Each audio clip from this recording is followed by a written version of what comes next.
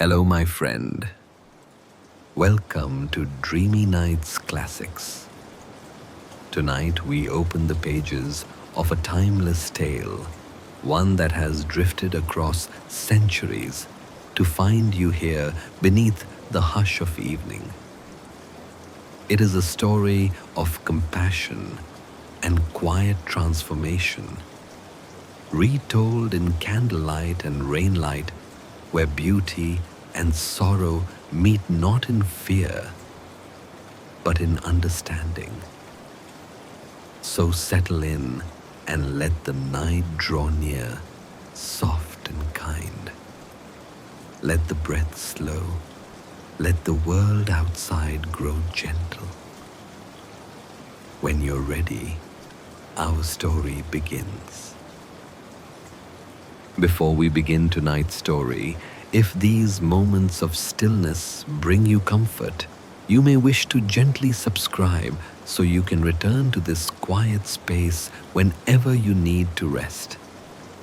Your presence here means so much. The forest breathed with a rhythm older than time. Mist rose from the damp earth, twining between roots and branches like pale silk.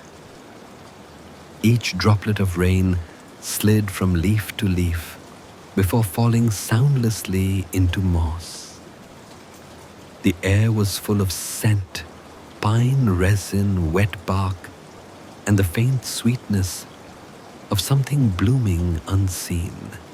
Through that deep gray hush moved a single lantern.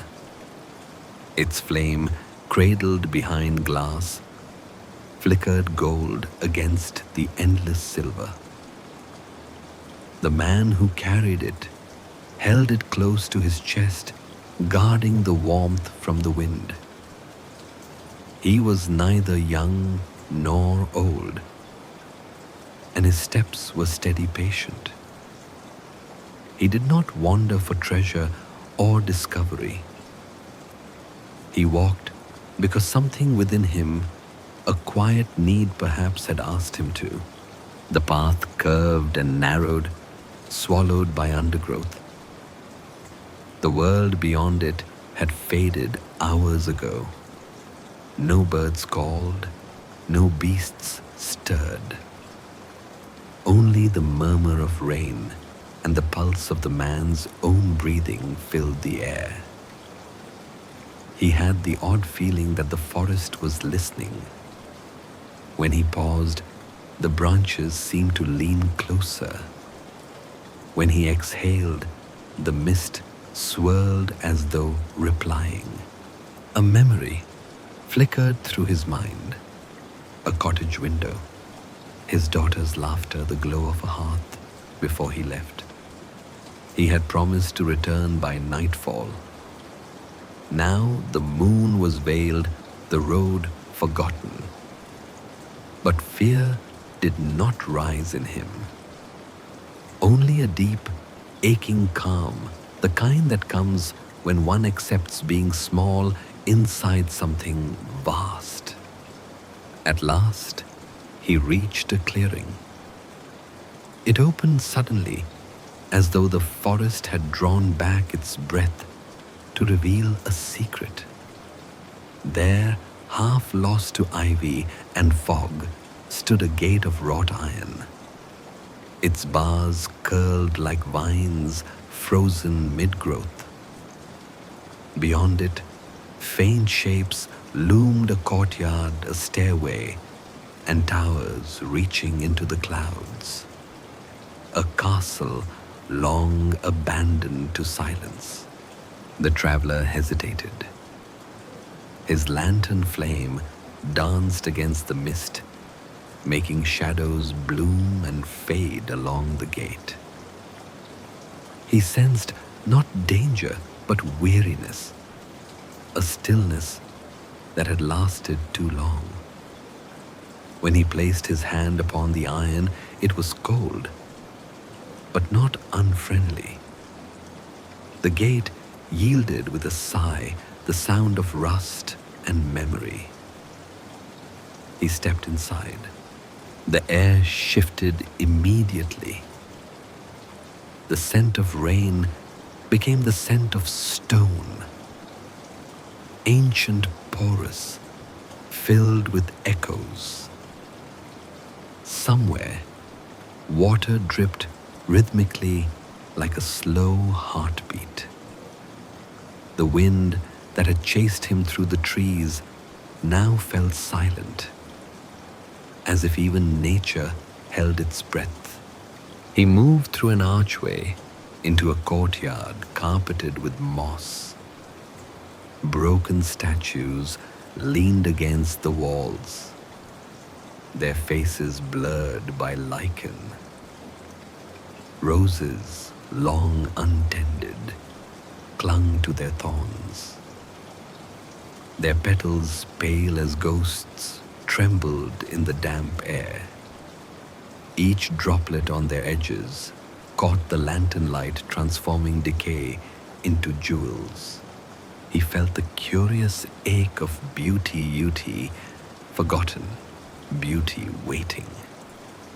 Something about it reminded him of loss, and yet it soothed him. He understood without words that this place had once been full of song and warmth, and that those sounds had been replaced by waiting. Waiting for compassion, perhaps. Waiting to be seen again. A doorway yawned ahead, its great doors half open. He crossed the threshold. The lantern's glow spilled across marble floors veined with shadow. Tall mirrors stood along the hall, all covered with linen cloths that billowed faintly as he passed like breath beneath shrouds.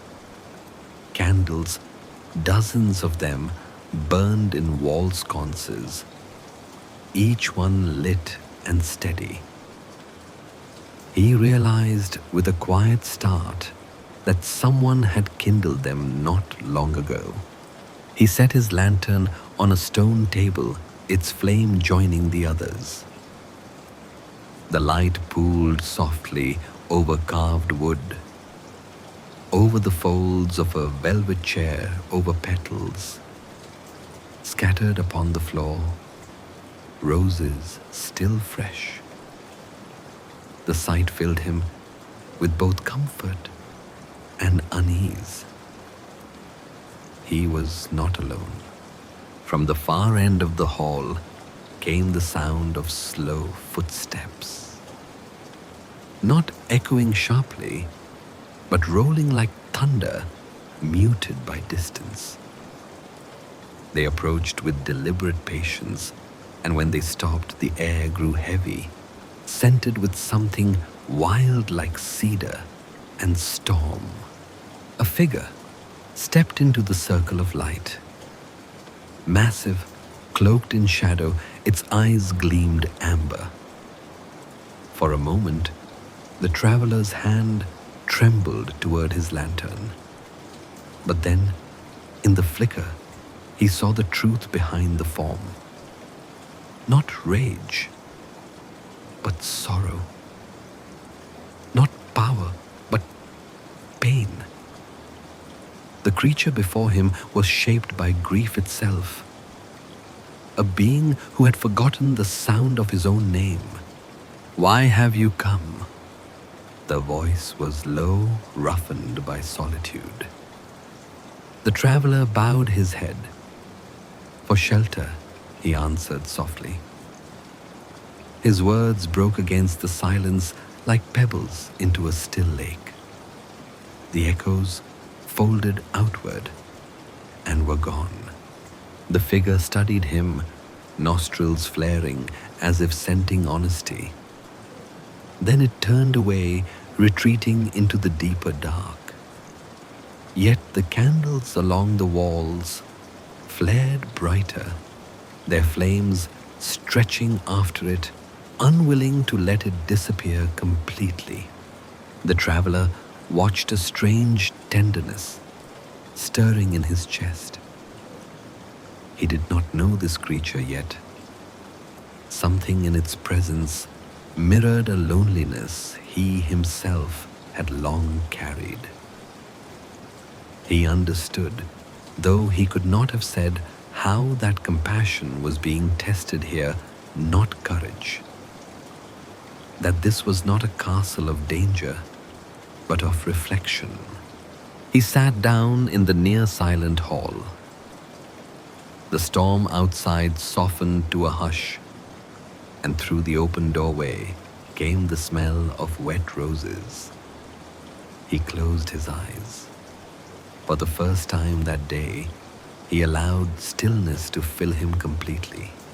When he opened them again, the mirrors along the wall quivered. One of the linen cloths slipped free, unveiling a surface of tarnished silver. In it, he did not see his own face, but a shimmer of candlelight forming something else. A memory, a question, perhaps a promise. The reflection seemed to whisper that all who enter this place must face not what they fear, but what they have forgotten to love. He rose and lifted his lantern once more. Its light met the glow of the candles, merging until the entire room seemed to breathe. Somewhere, deep within the castle, a bell sounded a single tone, low and resonant, neither ominous nor kind, only true. And with that sound, the man felt the walls themselves awaken. The castle, for the first time in many years, remembered the feeling of a heartbeat.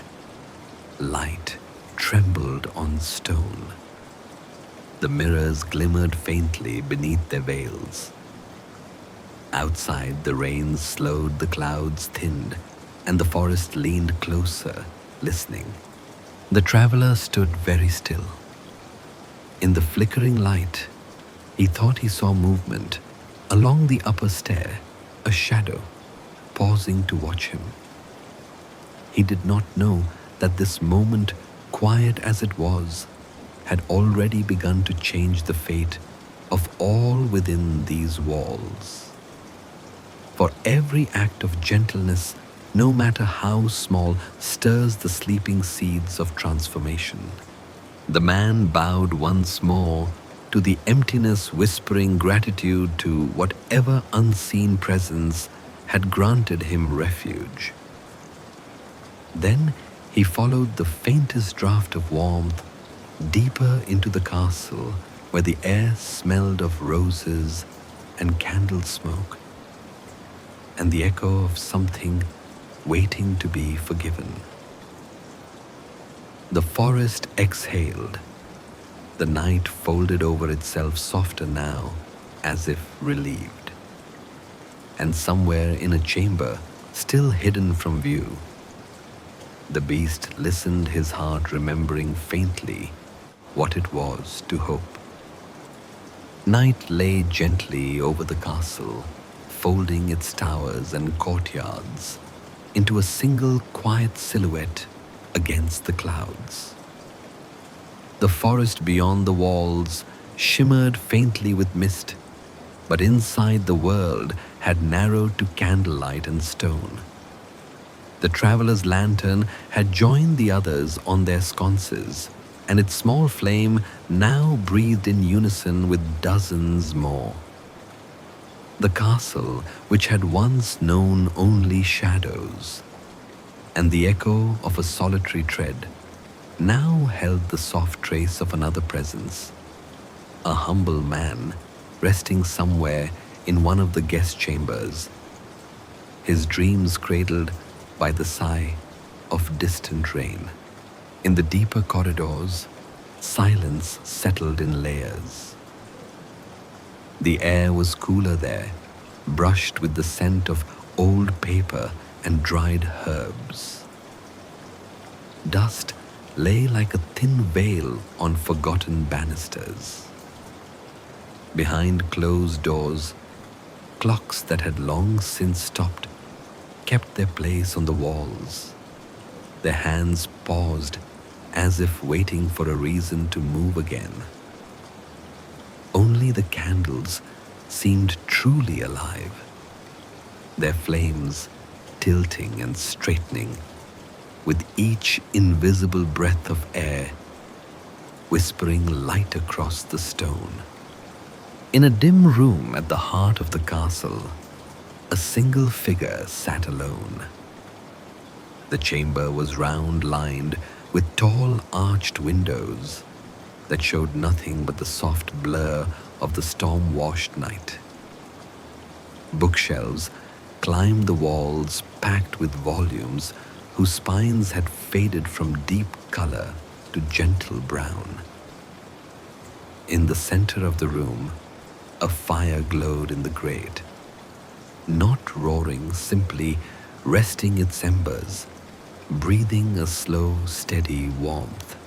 The beast sat in a great high-backed chair, its velvet worn smooth by years of solitary evenings. His massive hands rested on the carved arm's claws, curved but relaxed. The fur along his shoulders caught the fire's ember gold, turning it into a halo of tawny light. His eyes, half-lidded, watched the shifting patterns in the coals. He listened to the castle. He was always listening. To the faint drip of water in some distant corridor, to the soft crackle of wax as a candle burned low, to the muted wing beat of a bird that had found shelter beneath an eave. And now, tonight, to something new, the slow, even breathing of a guest. A stranger who had entered with a lantern and a quiet kind of courage that did not need to prove itself. The beast did not pace anymore. He had once, in the early days of his curse, worn grooves into the stone floors with restless steps. Rage had poured out of him. Then hot, sharp, frantic thrashing against the walls of his fate. But even storms must tire. Over time, the fury had burned itself into ash, leaving behind something quieter, heavier, and far more difficult to bear: sorrow. He lifted one hand and examined it in the firelight. The fur, once sleek, had grown wild at the edges. The dark pads of his palm were ridged like leather. Yet there were moments, brief and fleeting, when he looked at that hand and half remembered another form. Fingers slender, unburdened by claws, capable of reaching for another's hand, without fear of harm. Those memories came like the faint smell of spring in winter, sweet aching and gone too soon. A candle on the nearby table sputtered. Its wick had burned low, drowning itself in its own melted wax. The beast leaned forward, moving with a surprising gentleness for someone so large. He took a brass snuffer from the table and with slow care extinguished the struggling flame.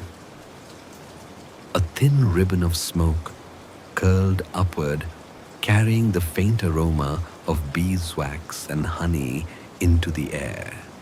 He set the snuffer down, then reached for another candle, its wick fresh and unlit. The way he handled it was deliberate, as if each simple act was sacred. From the fire, he plucked a small ember of flame with a taper watching as it climbed. The wick flared, then settled into a quiet glow. Light bloomed soft and amber, adding itself to the room's gentle constellation. This had become his nightly ritual. In the absence of conversation, he had learned to speak with light instead. He moved through the castle each evening, tending to candles one by one, relighting those that had dimmed, trimming the blackened wicks of those that burned too long. It was a kind of meditation, a way of touching the world without breaking it. Each flame felt like a small forgiveness he could offer, even if none had been given to him.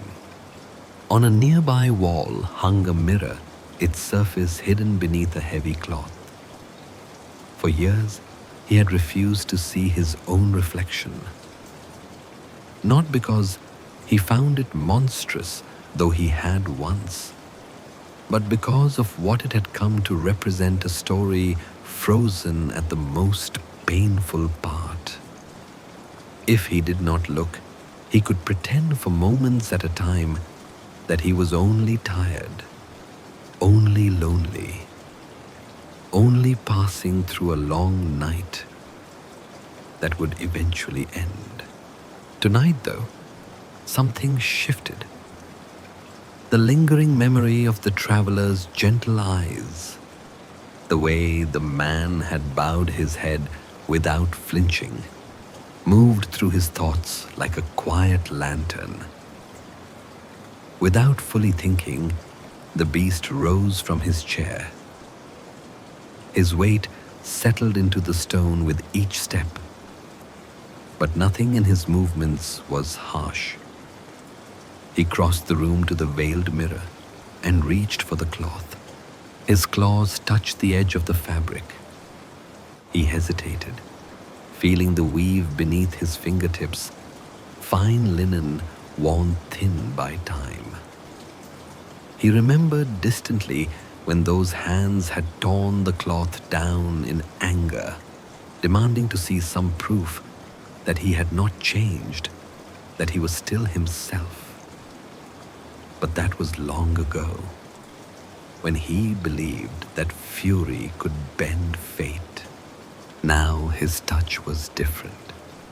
He lifted the cloth slowly and folded it back as if unveiling something fragile. The mirror surface, revealed at last, was not polished smooth. Age had softened its clarity. Silver had clouded at the edges like breath on glass. The beast saw himself there, but filtered through the gentleness of imperfection. His eyes met his own. Not the fierce, blazing gaze he once knew, but something quieter. There was a depth there that had not existed before, a knowing born of solitude and regret. The shape of his face, with its fur and fangs and heavy brow, should have seemed grotesque. Instead, within the hush of the room, it simply looked tired. Not cursed, not monstrous. Just a heart that had carried too much for too long. He studied that reflection, listening to the soft crackle of the fire behind him. He could hear every sound: the faint creak of wood in the heat, the distant drip of water in the halls, the tiny hiss of a log settling deeper into the embers. The mirror, for its part, remained silent. It did not accuse. It did not console. It simply returned him to himself. How long he stood there, he did not know. Minutes drifted into one another like falling ash. The weight of the curse, the years of isolation, the slow fading of hope rested on his shoulders, but it no longer crushed him as it once had. Instead, it felt like a heavy cloak he had grown used to wearing, a cloak he might one day learn to set down. He lowered the cloth again, not in rejection, but in blessing. The mirror did not need to shine tonight. It had already done its quiet work. Leaving the chamber, the beast moved into the adjoining corridor. Here the scent changed the dry paper and smoke, giving way to lavender and pressed linen. Shelves lined the walls, filled with folded sheets and neatly stacked blankets.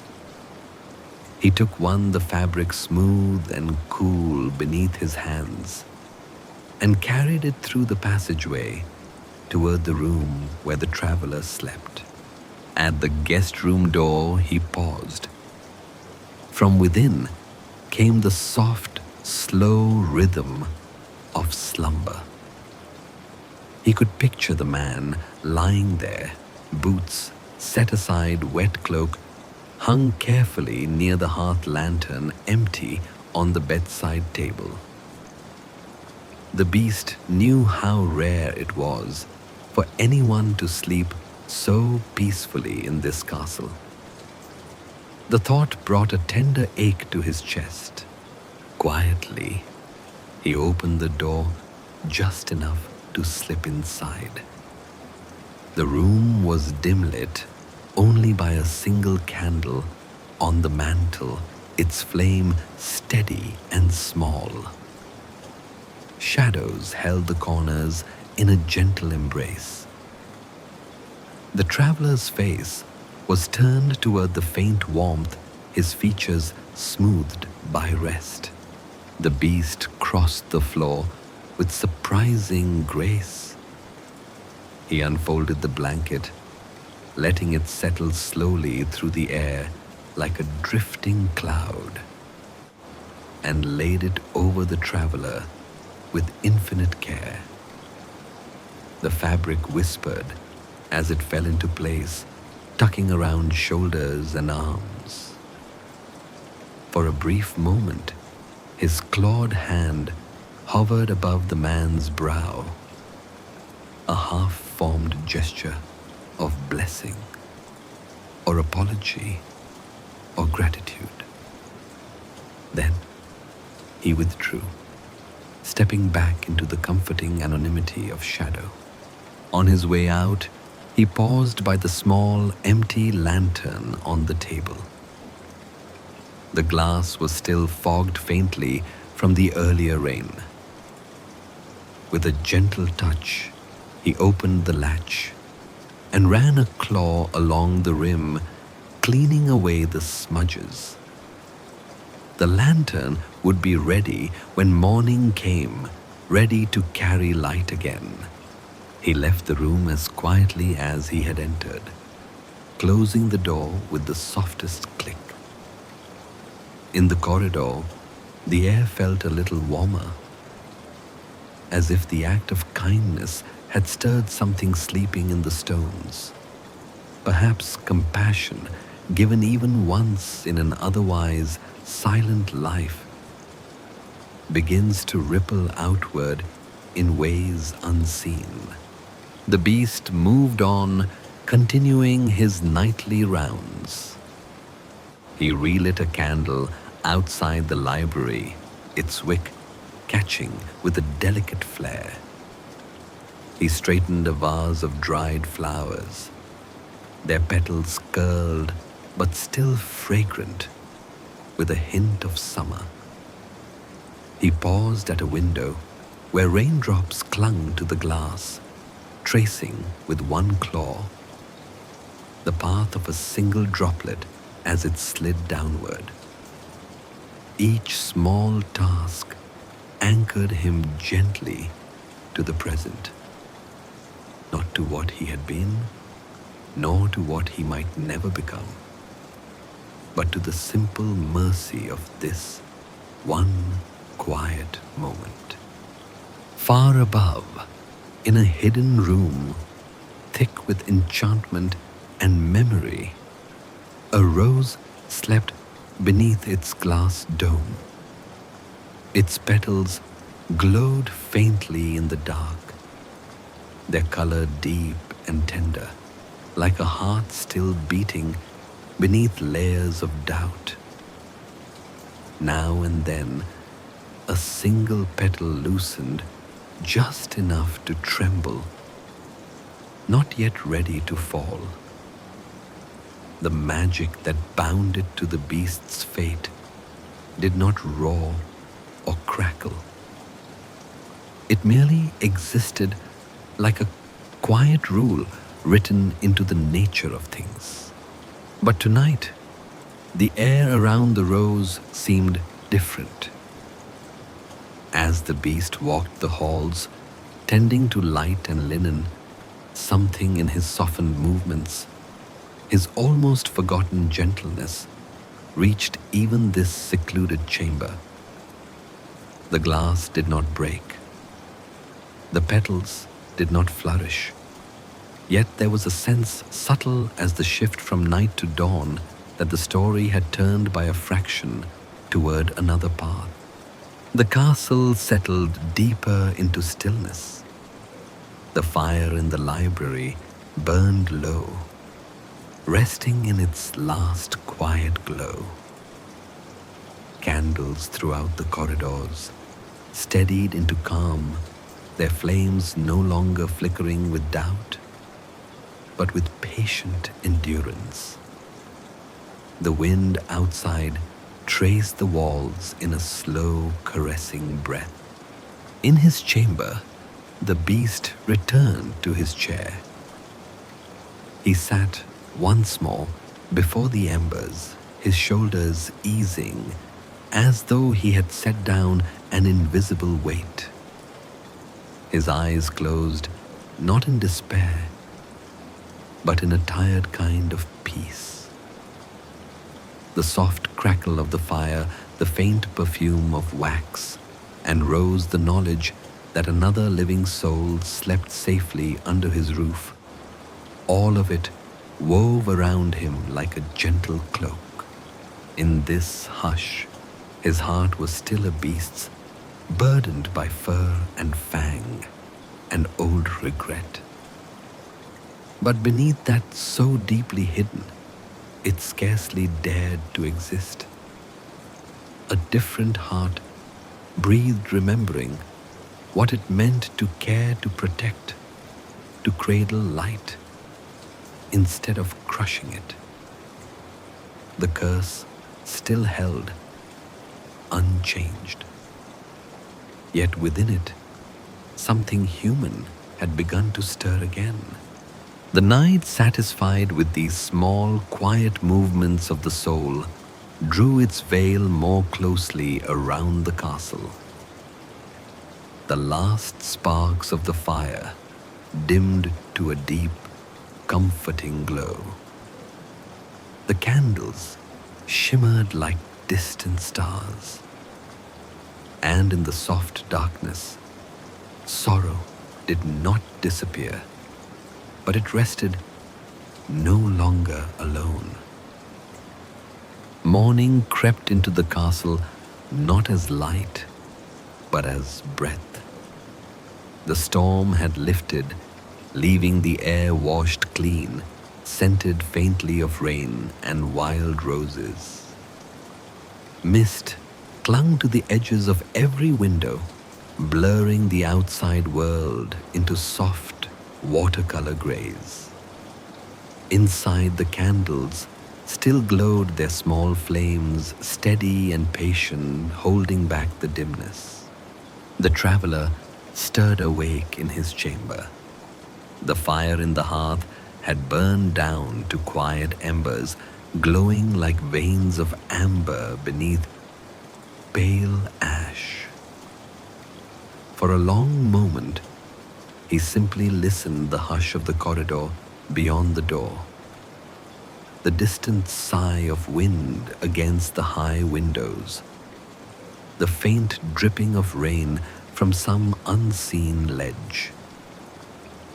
The silence was deep but kind, as if the castle itself had decided to protect his rest. He sat up slowly, rubbing the sleep from his eyes, and saw the folded blanket drawn neatly over him. He did not remember covering himself the night before. On the table, his lantern gleamed, polished, refilled its glass clean. Next to it, a single rose petal rested pale as dawn. He touched it gently, wondering if it had drifted from a vase or been placed there on purpose. Either way, it carried the faintest fragrance of gratitude. When he stepped into the hall, the air was cool and still. The candles lining the corridor bowed faintly as he passed their flames, bending toward him, like small gestures of acknowledgement. He followed the sound of trickling water until he reached a broad staircase, its marble steps worn smooth with age. At its base stood a tall figure, the beast waiting in the half-light. For an instant, the traveler's breath caught. By daylight, the creature seemed larger, his presence filling the space like a cathedral shadow. Yet his posture was not threatening. The beast's gaze, steady and almost uncertain, rested on the man's face as if reading it for fear. And finding none, "You slept," said the beast quietly, his voice like gravel softened by rain. The traveler inclined his head. "I did. The walls are kind to silence." The beast seemed to consider that the idea that his home, once a prison of echoes, could be kind again. He gestured toward the table beside them. There, laid out neatly, was a small tray of bread and fruit, and beside it, a steaming pot of tea. It was a humble breakfast, but every detail, the folded napkin, the polished cup, spoke of care. "Eat," the beast said. The traveler obeyed, grateful more for the gesture than the food. They did not speak for a time. The tea smelled faintly of honey and herbs, and the sound of the wind through the high windows filled the silence between them. When the meal was done, the beast rose. "You may leave when the forest clears," he said. "The gate will open for you." His tone was neither hopeful nor resigned, only factual, like the reading of an ancient rule. But the man shook his head gently. "Not yet. I would speak with you again before I go." The beast blinked as though surprised. Few had ever asked for his company twice. He bowed his head slightly, not in agreement, but in quiet wonder, and withdrew back into the shadows. That same morning, many miles away, a young woman stood at the edge of a village path, holding her shawl against the lingering chill. Her name was Belle. The name suited her, though not for beauty alone. It meant one who sees, and that more than any outward grace was her gift. She saw what others missed, the quiet between words, the kindness hidden beneath awkward silences, the flicker of goodness in places long forgotten. She had spent days searching for her father. When his horse had returned without him, she knew he had gone astray. and the path had led her here through woods, still damp with last night's storm, toward the silhouette of the old castle rising beyond the mist. No one in the village had spoken of this place for years, except in frightened whispers. But fear had never been her compass. Only love. And love, when true, walks softly, but never turns back. The castle loomed before her like a memory. The earth itself had tried to forget. Its gates stood open, vines trailing down in green ribbons. She stepped through, and the air grew cooler, infused with the scent of wet stone and candle smoke. Inside, her footsteps echoed down the long hall where mirrors slept beneath their cloths and roses leaned toward the light. At the far end, she saw movement. The traveler, her father, rising from a chair beside the hearth. He turned his face, brightening disbelief and relief, mingling like dawn breaking through cloud. Belle, she ran to him, her cloak fluttering like a small bird behind her. Their embrace filled the room with warmth that no fire could match. He held her close, whispering, "I thought I'd never see you again. And I thought I'd never stop looking," she replied. When she drew back, her eyes scanned the room, the candles, the echoes, the silence that felt almost alive. "Father," she asked softly, "who lives here?" Before he could answer, a shadow crossed the far wall. The beast stepped forward, his form emerging from the dimness, eyes glinting like reflections in deep water. Belle did not cry out. Her father, startled, instinctively stepped between them, though his hand trembled. The beast stopped several paces away. His presence filled the air not with menace, but with gravity. When he spoke, his voice was quieter than the rain outside. He trespassed, but I offered him shelter. He turned his gaze toward Belle. Now he must leave. Her father began to protest, words tumbling over fear and gratitude. But Belle placed a hand on his arm, her voice steady.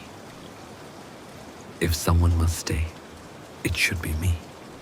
Both men, the weary traveler and the weary beast, froze. The air thickened with silence. Even the candles seemed to hesitate their flames, pausing mid-flicker. The beast's brow furrowed. "Why would you choose that?" Belle looked at him, not with defiance, but with an openness so calm it unsettled even the walls. "Because love cannot bargain. Because kindness given must be met with kindness returned. Because what is feared deserves to be understood, not abandoned." The beast's breath shuddered. He had known many words in his lifetime, cruel ones, proud ones, desperate ones, but never words like these. They did not strike, they settled. They did not demand, they offered. He said nothing more, but in the stillness that followed, something old and rigid within him began imperceptibly to yield. The curse, though invisible, stirred like a locked door hearing the first knock of forgiveness. Later that evening, Belle walked alone through the long corridors. Her father had gone, though the decision had torn both hearts. The beast had allowed it not from anger or pity, but from a kind of reverence he could not name. He had watched her, watch him, seen her, see past him, and found himself unable to resist the strange grace of her calm. Now her footsteps were soft against the marble floor. She carried a small candle she had taken from the hall, its light tracing her reflection across the veiled mirrors as she passed. The air was still, yet she could feel the castle listening. Every room she entered seemed to breathe again.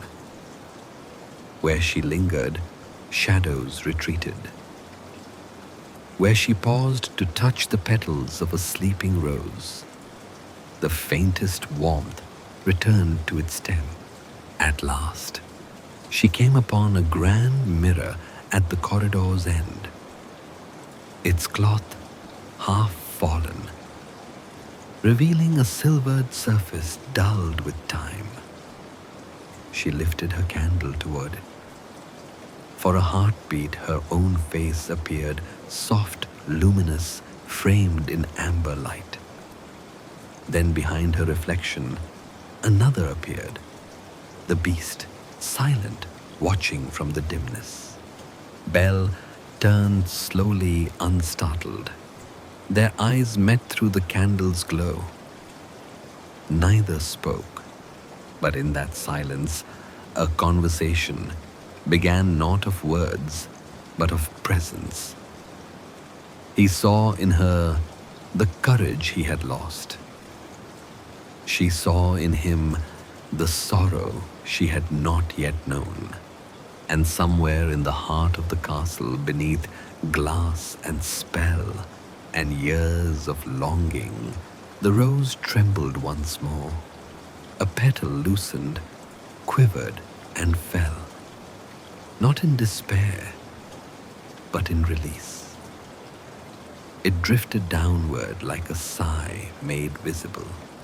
The mirror caught its reflection, and for a moment, the light within it seemed to change, not brighter, but clearer, as if the candle itself had learned how to forgive its own flame.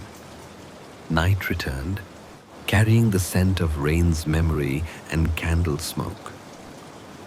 In her chamber, Belle placed her candle by the window and watched it flicker against the mist. Somewhere below in the great hall, the beast paced in silence, his footsteps slow, uncertain, full of questions he did not yet know how to ask. Above them both, the castle's breath deepened, no longer cold, no longer hollow, but almost alive. And though neither yet understood it, something sacred had already begun, the first act of compassion, freely chosen. The first glimmer of trust between beauty and sorrow. The first crack of light through the mirror of fear. Snow began to fall that evening, soft as breath. It drifted down through the open arches and courtyards, layering the stone with silver quiet. Each flake seemed to pause before it touched the earth, as though reluctant to disturb the stillness that had settled over the castle. Within the halls, firelight glowed like small suns behind frosted glass. The world had slowed into reverence. Belle stood by the window of her chamber, watching the white air gather and swirl. The candle beside her trembled in the draught, casting faint halos along the cold pane. Her reflection hovered in the glass eye's thoughtful hands, clasped loosely at her chest. She did not feel trapped here. The castle, though strange, had grown familiar, like a great sleeping creature whose breathing she had learned to trust. Below the courtyard garden lay half buried under snow. Bare branches cradled the last few roses, their petals cupped around crystals of ice. And there, moving carefully between them, was the beast. He carried no lantern. The snow itself seemed to light his way. Each slow step pressed a deep print into the whiteness which the wind then softened as if protecting the trace of his passage. She watched him for a long time before wrapping her shawl tighter and descending the winding staircase. The corridors were warm from the fires that had burned all afternoon. Every few steps, she passed a candle she herself had lit, small guardians of peace, in a place that had once known only echoes. When she reached the courtyard, the cold air folded around her like silk.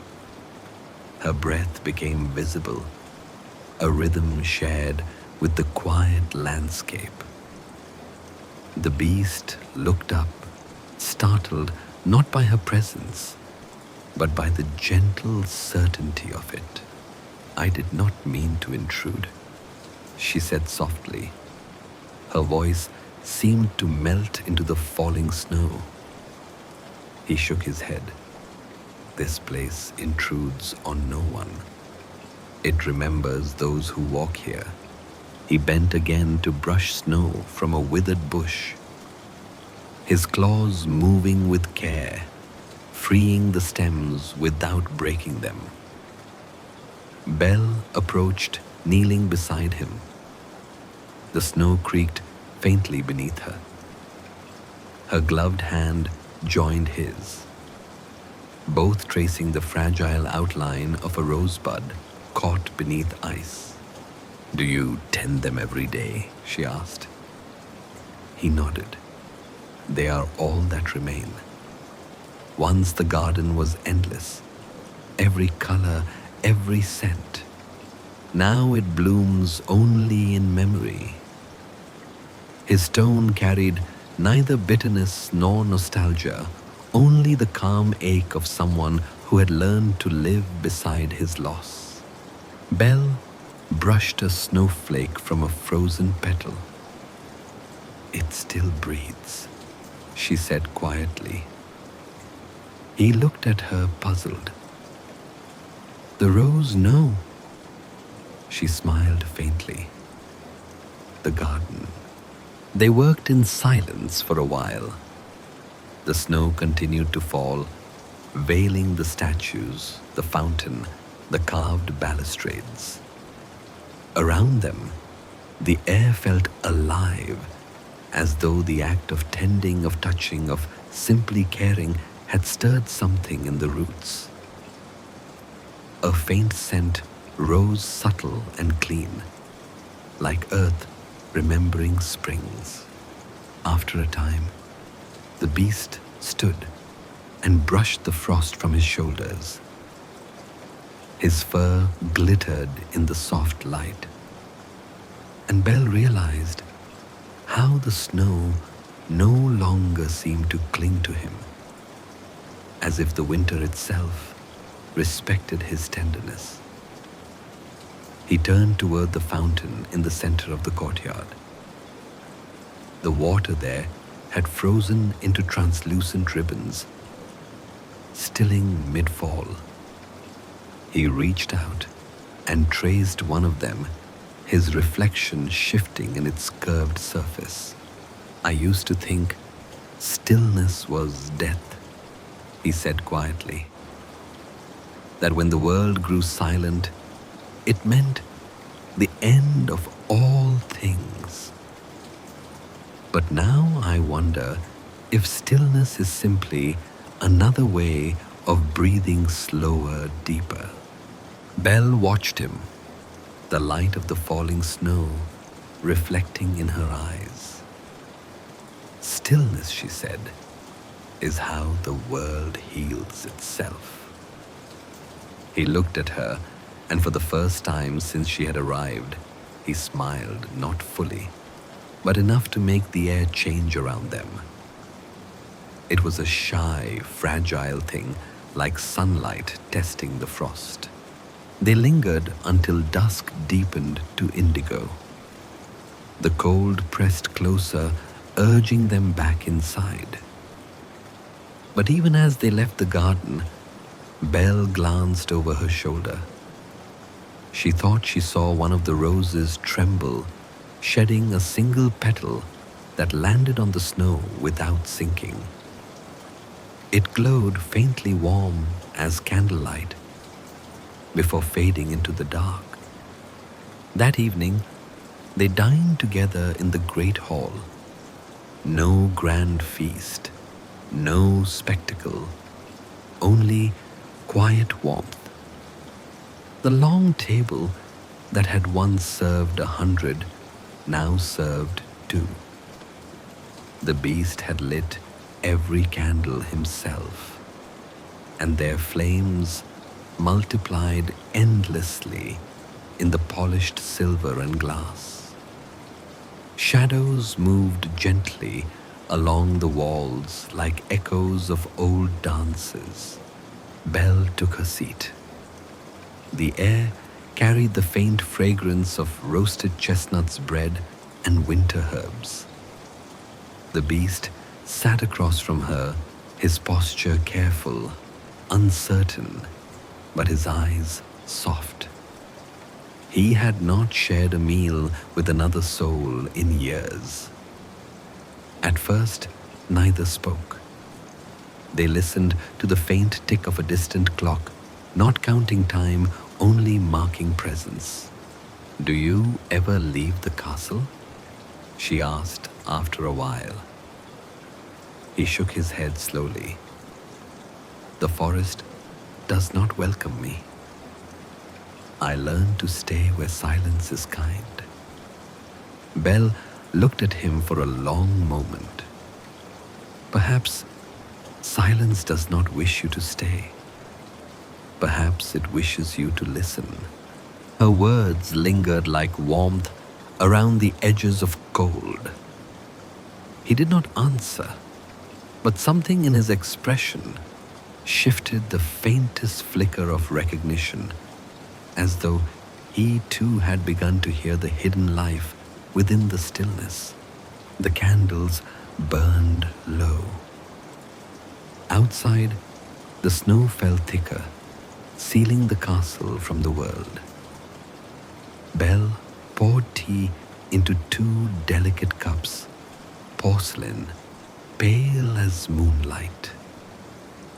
Steam rose, curling between them in soft spirals. They sat in that small cloud of warmth, speaking little, yet saying much.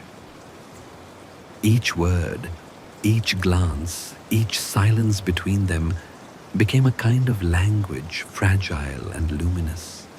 At one point, Belle reached to adjust the wick of a candle that had burned too low. Her sleeve brushed the edge of his hand, not by intent, but by nearness. He stilled, afraid of breaking the moment. She did not pull away. Instead, she let her fingers rest for an instant against his, acknowledging his presence as naturally as one acknowledges the flame of a candle, gentle, necessary, alive. No enchantment flared, no spell was broken. Only the quiet realization that 2 hearts, long unfamiliar with tenderness, had found the courage to remain open in the same room. Later that night, Belle returned to her chamber. The fire there had dwindled to glowing coals. She sat by the window, brushing her hair as snowlight pooled over the floor. Her thoughts wandered through the hours just past the garden, the stillness, the fragile comfort of shared silence. She wondered if kindness could truly mend what time and sorrow had broken. And yet, when she looked out at the sleeping garden below, she felt certain that it already had begun. In another part of the castle, the beast stood before the same frozen fountain. The moonlight turned his breath to silver. He knelt and pressed one hand to the ice. Beneath his palm, he felt something impossible, a faint warmth, like a heartbeat beneath the frost. He closed his eyes, unsure if it was memory or miracle, but grateful all the same. The night deepened.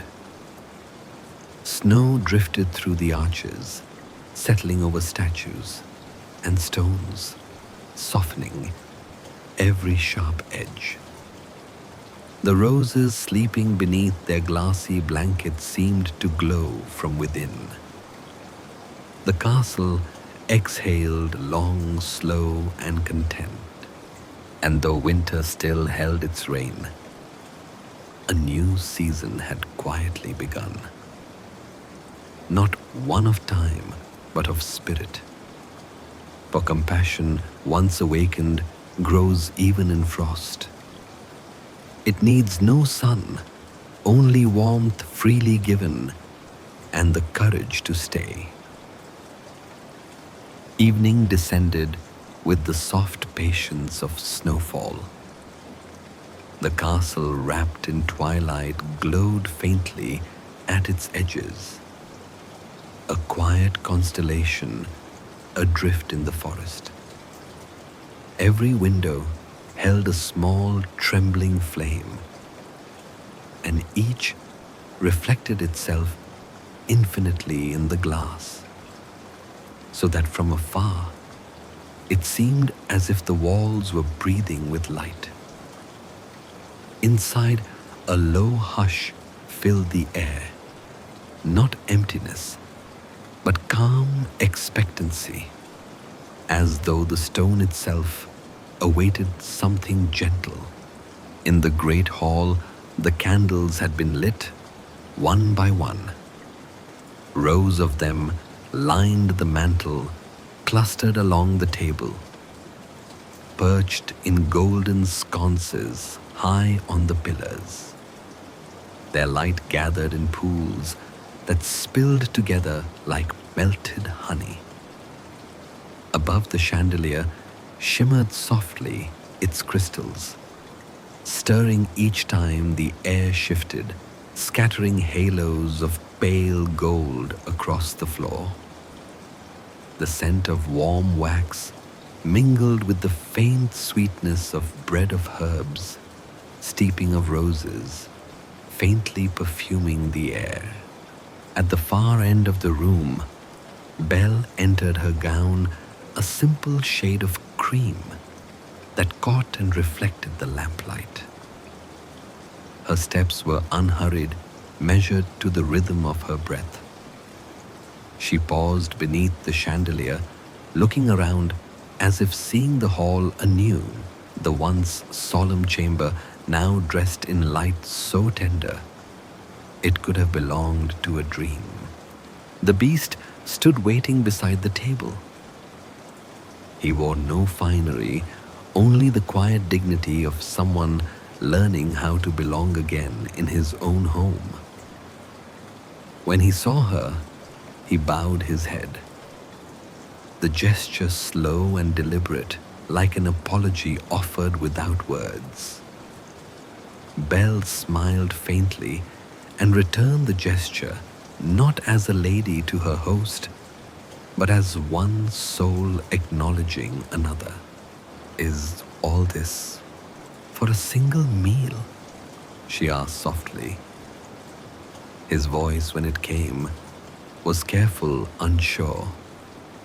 I wish to make the hall warm again. Her eyes swept across the candles. It already is. They sat across from one another at the long table. Between them, the silver and glass gleamed in the candlelight like a river of reflection. The meal itself was simple soup that breathed steam into the air. Bread still warm, fruit sliced into quiet color. No orchestra, no servants, no spectacle. Only the hum of fire and the rhythm of their breathing. At first, silence held them. But it was not the silence of strangers. It was the pause between two notes that belonged to the same melody. When they did speak, their words flowed softly like ripples from a single stone. Do you remember? Bell asked what it was like before all this. The beast stirred his spoon, stilling in his hand. I remember pieces, he said after a while. Music, voices, light that felt alive. Then time blurred it. Now it's as if it happened to someone else. She watched the way the candlelight moved across his face, the soft fur catching glints of gold, the eyes beneath shadowed by reflection. Perhaps memory is not meant to be perfect, she said gently. Maybe it fades, so that the heart can make space for something new.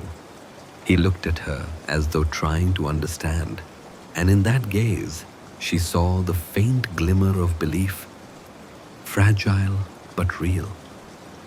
He nodded once slowly and reached for the decanter to pour her water.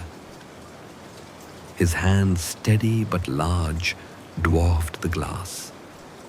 She waited, not out of politeness, but out of a quiet reverence for the care behind each small motion. When he set the pitcher down, she whispered, "Thank you." The two words hung in the air like a benediction. The candles flickered. Their flames seemed to listen. The hall, long used to echoes of grandeur and command, now held the softer cadence of kindness, and it was as though the very air sighed in relief. Belle lifted her eyes toward the chandelier and watched the light shiver among the crystals. "They're like stars," she said. He followed her gaze. "Once I thought them cold," he murmured. "Now I think they only appear so from a distance."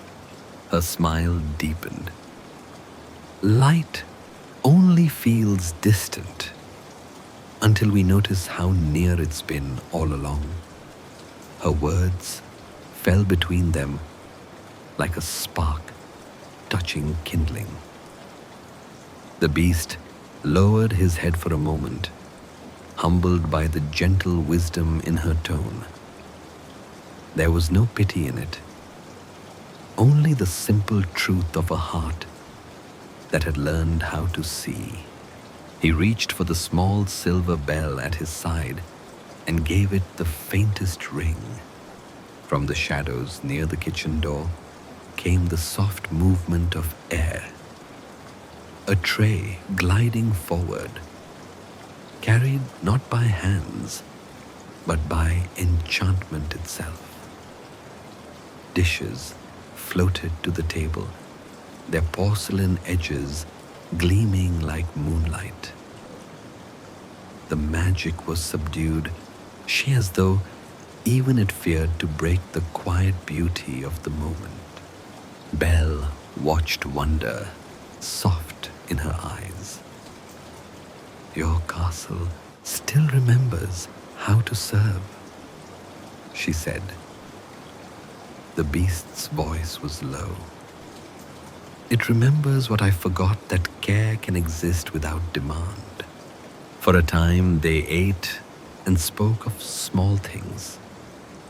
The patterns frost left on the windows, the sound the wind made through the towers, the taste of honey in the bread. Each word carried a fragment of their own loneliness, gently offered and quietly received.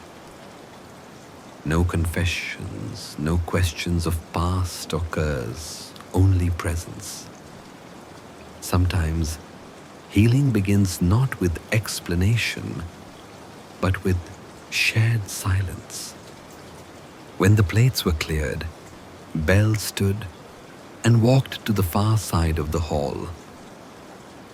The mirrors there had been veiled for years, their cloths heavy with dust. Without asking, she drew one corner back, revealing the faint reflection of the two of them seated together in the lamplight. It was not a grand image, just two figures, one luminous one, dark, surrounded by warmth. The beast joined her, his reflection towering beside hers. For the first time, he did not avert his gaze. The sight of them, beauty and beast, no longer felt like contrast, but completion. He had always thought the mirrors cruel, but now they seemed to tell a gentler story, that perhaps the purpose of reflection was not to remind us what we are, but to remind us how we are seen.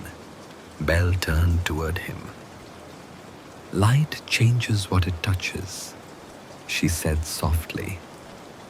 Even stone begins to glow when the sun lingers long enough. The words seemed to echo from the walls, and the beast, overcome by the tenderness of them, bowed his head. His voice, when it came, trembled. I am not used to being seen. Belle reached out, and her hand rested lightly upon his arm. You are not the only one who has forgotten how, she said. Her touch lingered not to comfort, but to connect. In that small contact, something ancient within the castle awakened the memory of laughter, of music, of footsteps moving in harmony. The chandelier's crystals chimed faintly, stirred by a draught that felt suspiciously like breath. They stood together for a long time before the mirror candlelight wrapping around them like silk. No enchantment broke. No thunder rolled through the rafters. Yet the air was different now, gentler, more alive. The curse which had lived like a frozen current beneath every heartbeat began to warm imperceptibly, softening into possibility. The night deepened. The fire in the hearth sighed its final crackles. Belle extinguished the last of the candles, leaving only one flame flickering on the table. The beast escorted her to the base of the stairs. When she turned to climb, he bowed once more, not out of formality, but as a quiet vow of gratitude. Good night, she said. Her voice was steady, her eyes calm. He answered, Good night, Belle, the sound of her name shaping itself into something holy. When she had gone, He remained in the hall alone. The single candle burned beside him, its wax pooling slowly along the brass stand. He reached out, cupping his palm near the flame without touching it, feeling its warmth radiate against his skin. How simple it was, this light, this fragile, tireless thing. It needed no reward for its giving. It burned because it was its nature to do so. And for the first time in many years, the beast realized that compassion might be the same. A light that asks for nothing, yet changes everything it touches. He closed his eyes, and the scent of wax and roses filled his lungs. Outside, snow continued to fall, each flake turning briefly to gold as it passed the window. The night held steady, still, and luminous. The dinner of light had ended, but its warmth remained folded into the walls, into the very stones that now dreamed of spring. Days drifted through the castle like pages turned by unseen hands. Each morning brought a gentler light through the frost-glazed windows.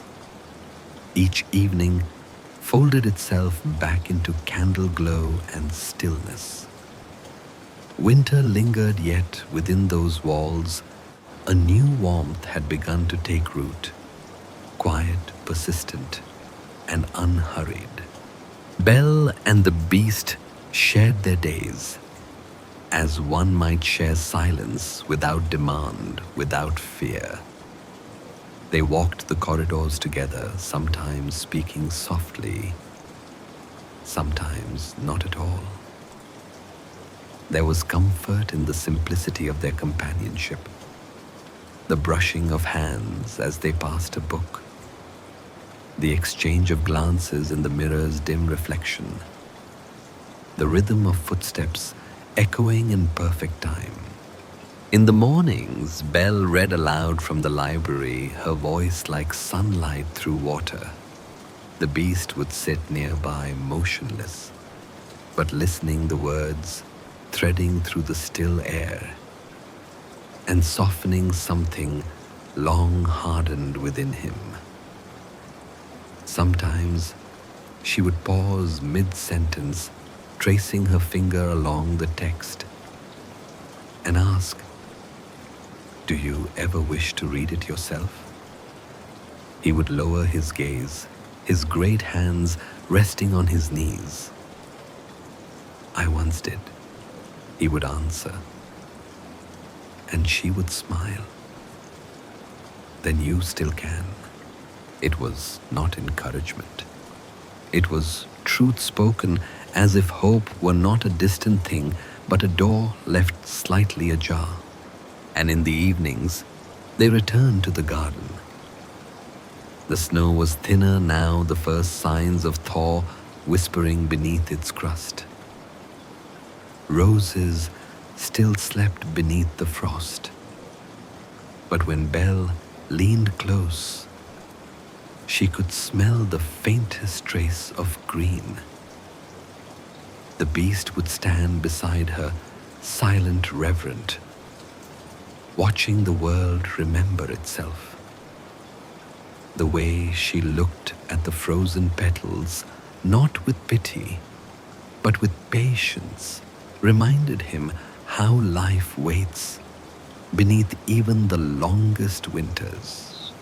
But even serenity cannot keep the world from knocking. One morning, Belle found herself at the tall window of her chamber, staring into the pale forest beyond the gates. The trees were shifting in the wind, their branches like gestures of invitation. For the first time in weeks, she thought of her father, of the small cottage by the edge of the village of the teapot, that must have long since cooled of his quiet habit of calling her name when he thought she couldn't hear. The thought came softly, but refused to leave. It grew throughout the day, winding through her tasks like ivy through stone. That evening, when she found the beast in the library, she stood in the doorway for a long moment. Before speaking, "I must go home," she said at last. Her words fell like snow in still air, soundless yet heavy. The beast looked up from the fire. The light trembled along his fur, glinting in his eyes like reflections from a faraway sea. He did not answer immediately. He only watched her as though trying to memorize every line of her face. The calm, the kindness, the light. "I understand," he said finally. The sentence was short, but it trembled at its edges, full of effort. Belle stepped closer. "I will come back." He gave a faint, unbelieving smile. "No one ever does." She shook her head gently. "I will." He turned toward the mantel where a single candle burned beside a small mirror draped in silk. After a long silence, he lifted the cloth away. The mirror was no ordinary glass. It shimmered faintly with enchantment, its surface alive like moonlit water. "Take this," he said. "When you wish to see me, it will show you what is true." Belle hesitated before accepting it, her fingers brushing his as she did. The mirror pulsed faintly, responding to the warmth of their joined hands. "Be careful," he murmured. "It reflects not the world as it is, but the heart that looks within it." She held the mirror against her chest, uncertain what to say. Her gratitude could not be spoken, and her sorrow could not be hidden. When she met his eyes again, there was something in them that broke her heart. Not despair, but devotion made quiet through restraint. The next morning, the gates opened with a sigh. The forest beyond was pale and glistening, still wrapped in the breath of winter. Belle stood at the threshold, the mirror tucked carefully in her shawl. The beast stood a few paces behind her, his great form half veiled by mist. No words passed between them. Some silences are too sacred for sound. She turned once more before stepping beyond the gates. The castle seemed to glow faintly in the morning light, its snow-covered towers shining like the inside of a pearl. It no longer looked haunted, but human alive, waiting, listening. Then she was gone, her figure dissolving into the whiteness. The beast remained where she had left him, the echo of her footsteps fading into the forest's hush. For a long time, he did not move. When he finally turned back toward the hall, the air felt colder, the candles dimmer. Even the walls seemed to ache. He did not blame them. He understood. He walked slowly through the corridors, past the garden, now returning to frost, past the mirror-covered walls. At last, he came to his chamber. The fire there had gone out. He sat before it anyway, staring into the unlit hearth. Hours passed. When he finally lifted his head, His gaze fell upon the great mirror opposite him, the same one he had once covered, uncovered, covered again. He rose, crossing the room, and stood before it. For the first time, he did not fear what he would see. Her reflection appeared beside his, faint, fleeting, a memory caught in the glass. He reached for it, and the image trembled. Her absence filled the air like cold smoke. He whispered her name once, softly. The sound of it cracked something within him, not loudly, but cleanly, like thin ice giving way to moving water. The mirror fractured, not in violence, but in release. Thin lines of light webbed across its surface, each one glowing faintly gold. He did not look away.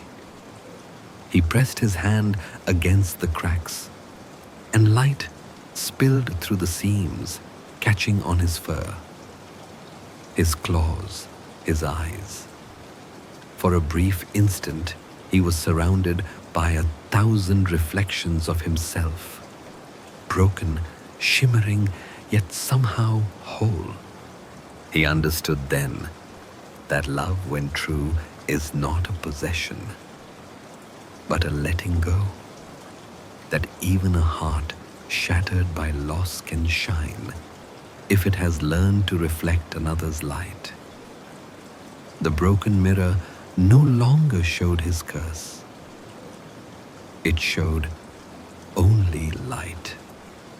Miles away, Belle stepped through the last stretch of forest. The cottage appeared like a memory made real, the smoke curling faintly from its chimney, the sound of wind through its thatched roof. Her father was at the door before she could call his name. Their embrace was full of warmth and disbelief, the kind of reunion that leaves silence trembling in its wake. That night, as she sat by the fire, she drew the mirror from her shawl. Its surface shimmered faintly in the lamplight, as though it too had missed her touch.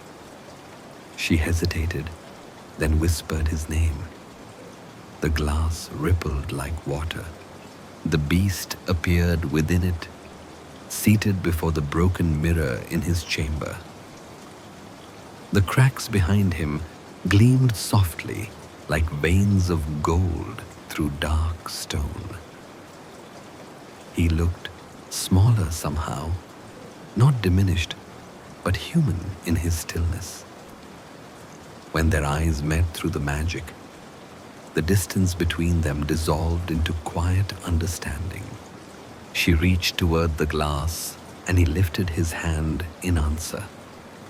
Their fingers did not meet, but the light between them brightened enough to fill the room with warmth.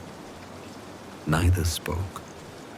Some love needs no sound to be known. When the image faded, Belle sat for a long while by the fire, her reflection mingling with the last glow of the coals. She understood now that love was not a rescue nor an end to sorrow. It was a mirror, one that revealed through compassion the light already present within. The night deepened outside, stars scattering like frost over the dark.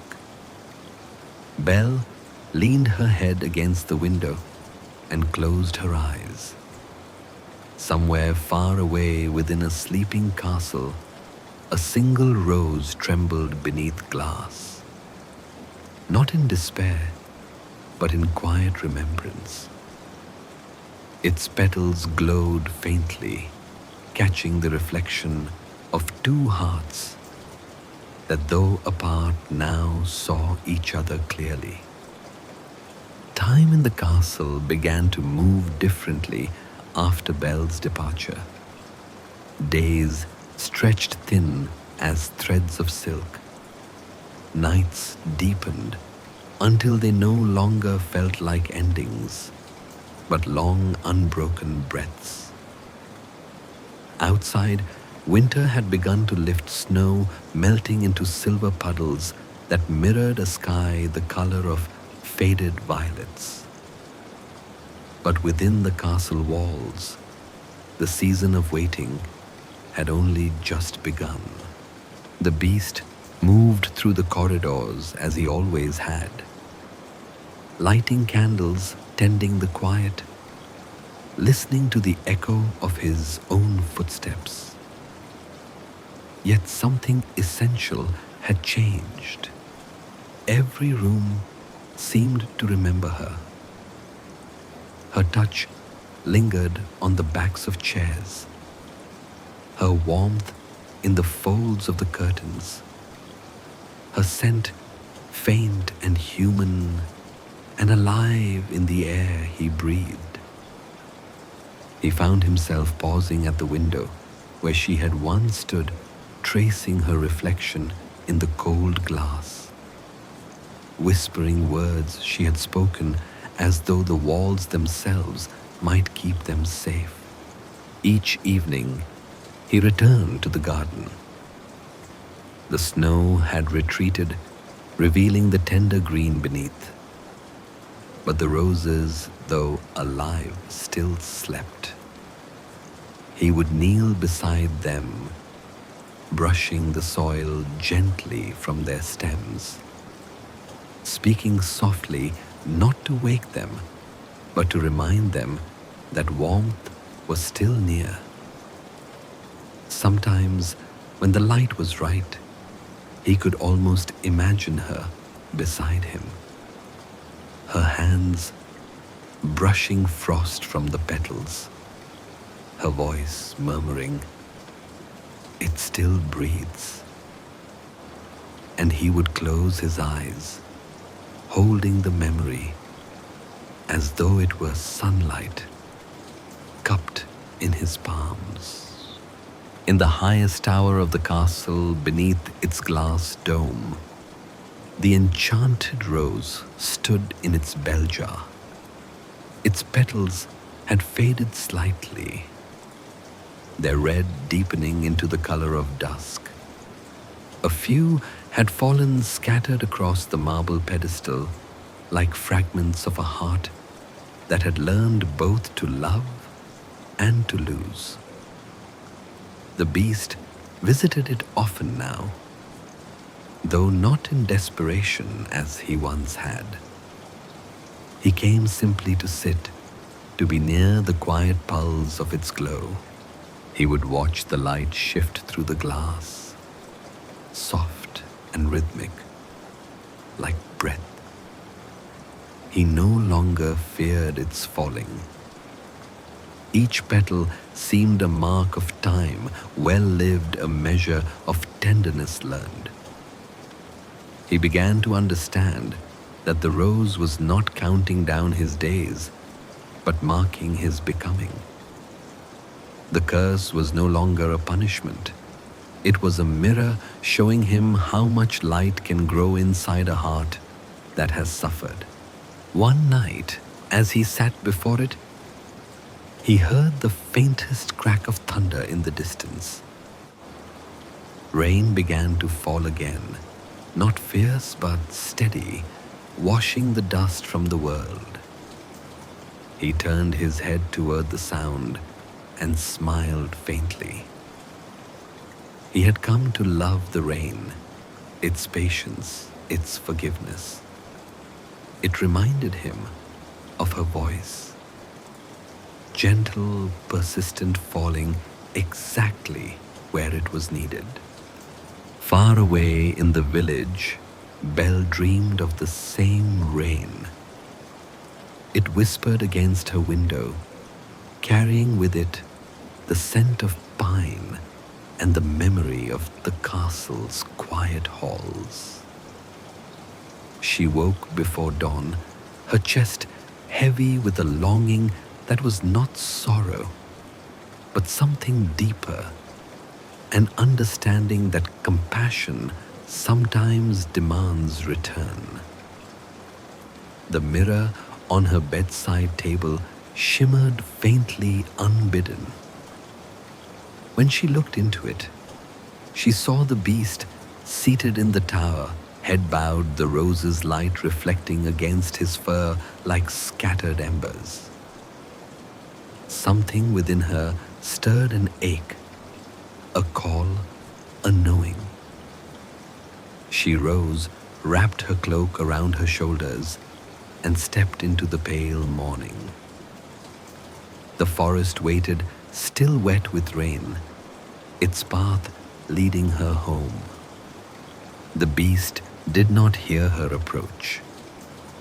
He sat in stillness, the sound of the rain drumming softly against the glass dome above him. He reached out one clawed hand, his fingertip barely touching the glass that sheltered the rose. A single petal trembled, loosed by gravity and grace. It fell slowly through the air, spinning like a sigh. He followed its descent, his heart neither breaking nor resisting. There was only peace. As it landed, time seemed to fold inward, sound dimming air, thickening light drawing close around him. The castle held its breath. The candles flared once, then steadied their flames, leaning toward him as if to witness. He closed his eyes. "I am ready," he whispered, not to the curse, but to the truth of what love had made of him. The last petal came to rest against his palm. It did not wilt. Instead, it glowed softly, its color deepening into gold. The light spread slowly up his hand, through his arm, across his chest. Not searing, not blinding, but tender as dawn through fog. The air shimmered around him. He felt warmth move through him, not the warmth of fire, but of forgiveness. And then the weight that had once defined him, fur-claw, sorrow, guilt, began to dissolve. It was not transformation as punishment undone. It was awakening. Every part of him that had once feared love now learned how to hold it. The change was slow, almost imperceptible bones, remembering their gentler shape, breath, finding its ease. The body becoming what the heart had long since become, human again. When the light faded, he sat still for a long while, eyes closed, listening. The castle around him sighed, the stones loosening their tension, the air flooding with warmth. The curse had ended not in spectacle, but in stillness, exactly as it should. Down below, the gates creaked open of their own accord. The forest stirred, clearing the path in silence. And through that hush, a figure approached. Belle, her cloak wet from the rain, her hair caught by the wind. She crossed the courtyard without hesitation, her feet splashing through shallow puddles that mirrored the glow from the windows above. The doors, heavy and ancient, opened at her touch, as if they too had been waiting. She found her way through the familiar halls, the candles already burning their flames upright and steady, guiding her as though by memory. The mirrors reflected her softly, their cracks glinting gold. When she reached the tower, she paused at the threshold, the sound of the rain tapering into silence. The room glowed. Light pooled across the floor like water made of warmth. The bell jar stood empty, its glass clean and clear. And beside it sat a man, his head bowed, his hands open in his lap, the last faint glow of enchantment fading across his skin. He looked up. When she entered, eyes gentle and bright, the same eyes she had seen behind the mask of fur and sorrow. "Belle," he whispered. It was not a word of disbelief, but recognition, as if he had been expecting her all along.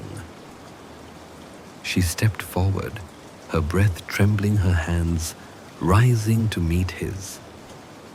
Their fingers touched, and the light between them grew again.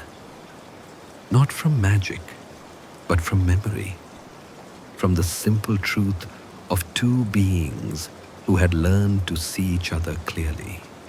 No spells unraveled, no thunder split the sky. The world did not need to announce its healing. It simply breathed and went on. The rain outside slowed, softening into mist. The castle, long burdened by silence, began to hum faintly, the sound of a home remembering itself. Later, they stood together in the garden. The snow was gone now, the earth dark and glistening, the roses stirring awake. Each bud unfolded a little more as the air warmed around them. The fountain trickled softly again. The ice within it melted to clear running water. The beast, no longer beast, but something both more and less, knelt and touched the first rose to bloom. Its color was the same as the fallen petal that had ended the curse, a quiet, luminous gold. Belle watched, her heart full, but still. "This was never about breaking magic," she said softly. He looked up at her, and in his eyes she saw both man and memory, both beast and light. "No," he said. "It was about learning to keep it." Above them, the clouds parted. Sunlight spilled through the branches, warming the stones, gilding the air. The petals shone like small suns trembling in the gentle wind. Belle reached out and caught one as it drifted past, cupping it in her palm. It pulsed faintly alive, then stilled. She smiled, then let it rest, and so it did. The last petal had fallen not in death, but in peace. It had finished its work. Morning rose like breath over the forest. Mist drifted low between the trees, tender and weightless parting. Where the first threads of sunlight reached through, dew glimmered on every branch and stone, each drop catching the pale gold of dawn, as if the night itself had been reborn into light. The castle stood quietly. Within this new radiance, no longer an island of shadow, but a sanctuary of calm. Its windows gleamed like eyes reopened after a long sleep. For the first time in years, the air within its walls was neither heavy nor waiting. It simply was. Inside, silence lingered, but it was no longer the silence of loneliness. It was the silence of completion, the soft hush that follows music, when all notes have been played and nothing more needs to be said. The fires burned low in the hearths. Candles flickered beside open windows, their flames steady even in the gentle wind. Every corner of the castle seemed to exhale, releasing the breath it had been holding for centuries. In the garden, roses swayed gently, their petals unfolding with slow delight.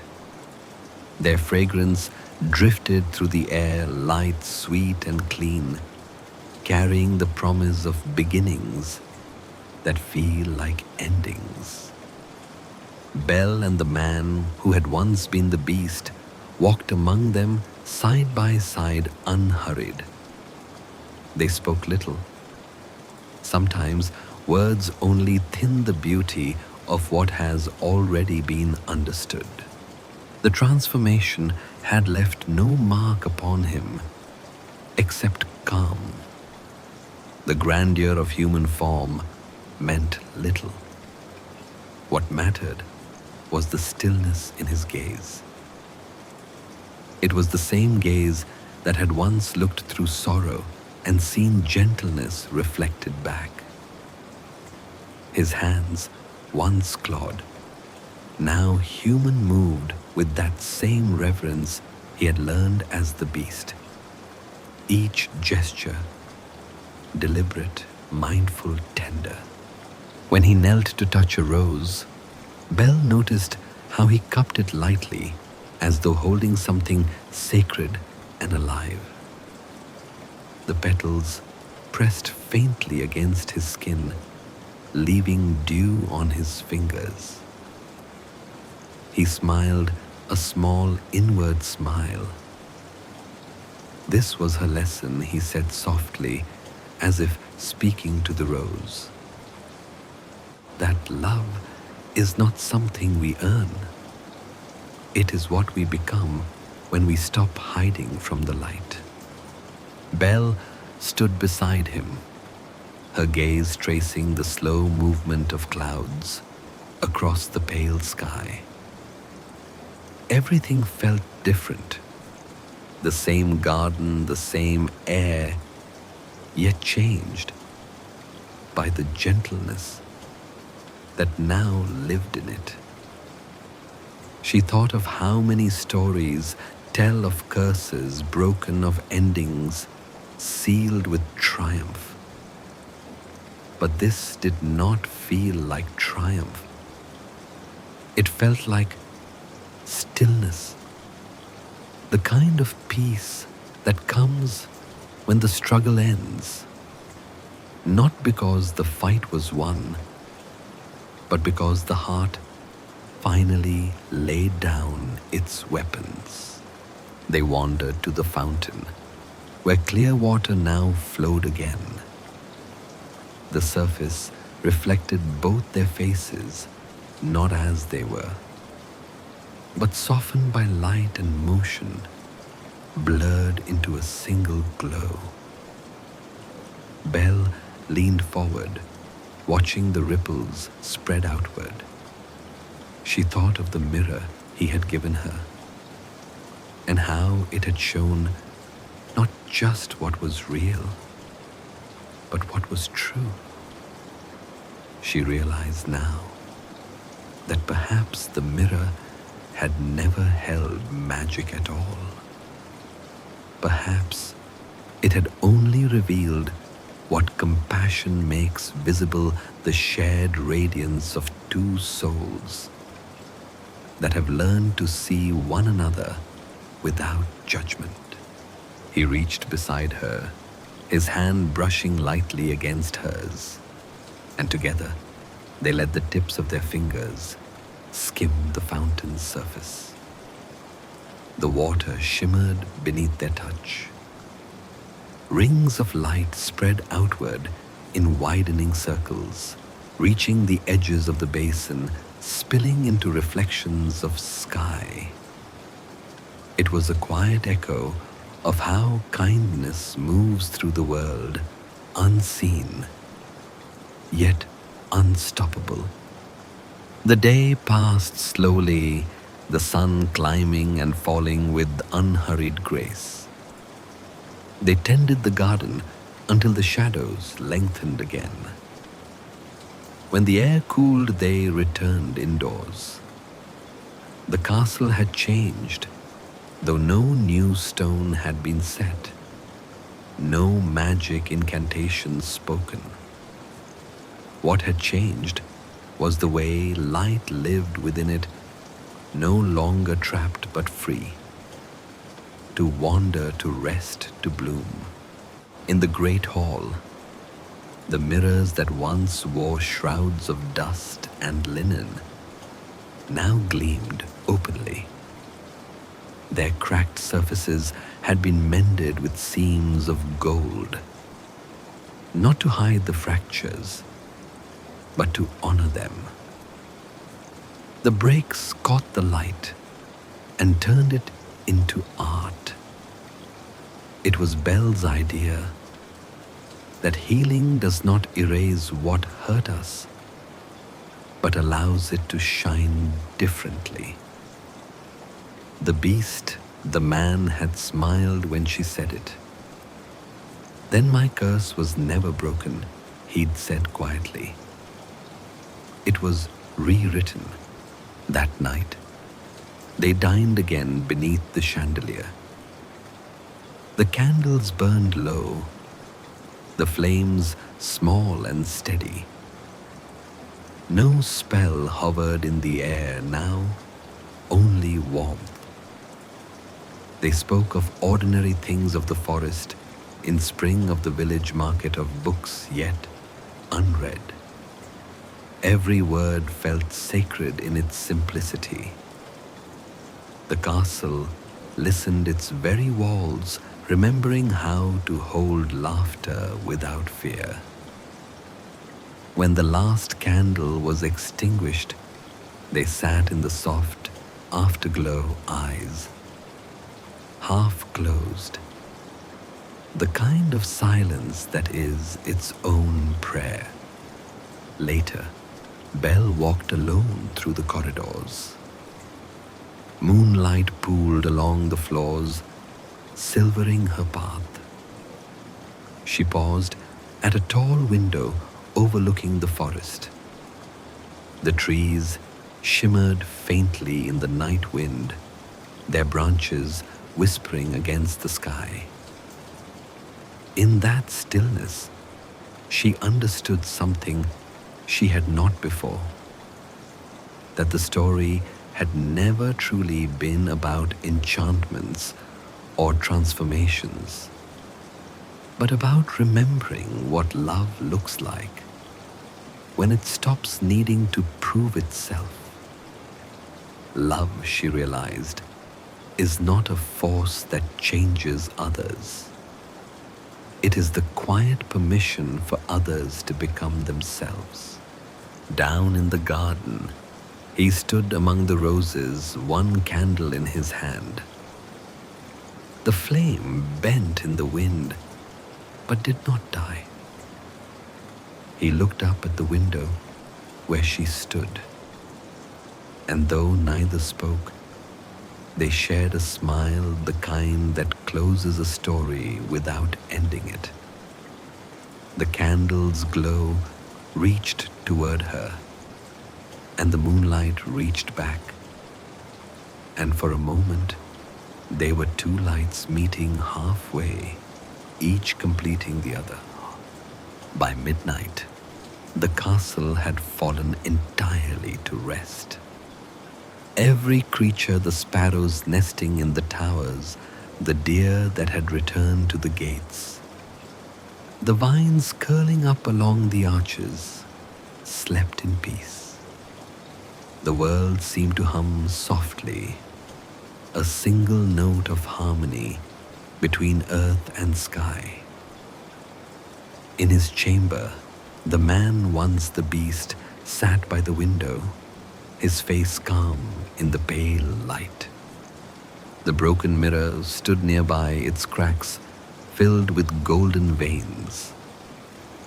He could see his reflection clearly now, not perfect, but whole.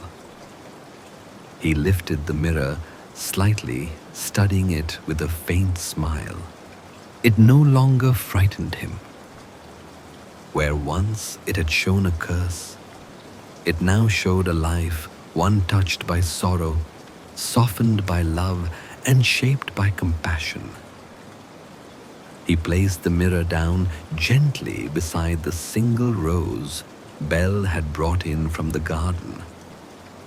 Not the enchanted one, but a living bloom, fragrant and real.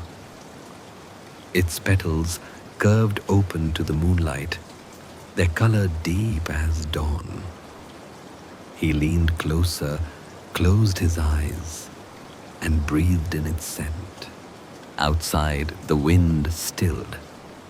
The candle flame trembled, then steadied.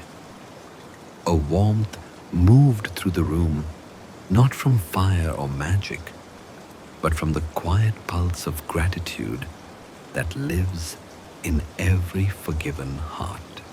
Somewhere beyond time, the story exhaled its final sigh. The rose, the mirror, the castle, the curse, all became reflections of the same truth. That compassion transforms not through grandeur, but through gentleness. That forgiveness is not an ending, but a return to light. That to love truly is to see, and in seeing to free. Dawn touched the horizon. The first birds began to sing their notes, soft and pure, weaving through the mist. The castle glowed pale gold, its windows open to the morning. Belle stepped into the garden, the earth cool beneath her feet, her breath visible in the dawn chill. She turned toward the tower where he stood watching her and raised her hand in greeting. The light caught her hair, setting it aflame with sunrise. He smiled, not as one bewitched, but as one awakened. The day began quietly, the world at peace. The story at last had become what it was always meant to be. Not a tale of beauty and the beast, but of two hearts discovering that they had been light all along. Sleep well, dream softly, and may the night hold you kindly.